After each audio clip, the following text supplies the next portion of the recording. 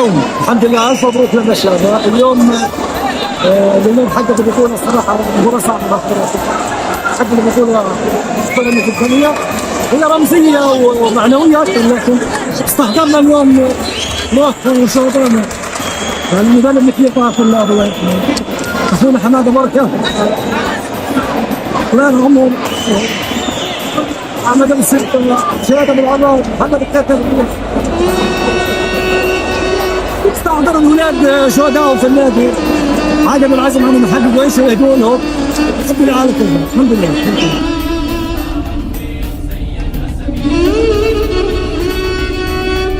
مبروك ألف مليون مبروك لجماهير شباب خليون، لاعبين الله يعطيهم العافيه ومركز ادارتنا، وان شاء الله تتوج في دوري غزه ان شاء الله. حبيبكم كل الحمد لله رب العالمين. يعني قمت خير، بطولة جميلة كانت بداية يعني بعد هذا الانقطاع الطويل. نامل من الله الاستمرار وتكون بداية خير على قطاع غزة، على الشعب هذا المطلوب، وان شاء الله من بطولة لبطولة نستمر هذه البطولات دائما نكون يعني في الطريق ان شاء الله كنادي وكلنا. الحمد لله وجه على الفوز ان شاء الله. النهائي قادم الفوز ان شاء الله. اتمنى هذا الشباب ما قصروش بيد الفوز ان شاء الله. ان شاء الله ما يحققون ان شاء الله الحظ والجماهير اللي وصلت معهم ان شاء الله وتفوز. الحمد لله يعني التجديد اللاعبين اليوم هذا مبروك ما شاء الله عليهم، قدموا اداء جيد ومباراه جيده.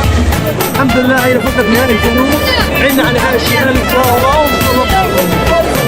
كابتن اسلام احنا من الشامه ما من هذا، احنا شباب فريق كل ودائما متعودين على الله. الحمد لله فزنا على فريق كبير في الكلام وفريق المصطفى. الحمد لله نستحق الفوز. كان المجهودات الجهاز الفني واللاعيبه الف مبارك لكل وسامه الف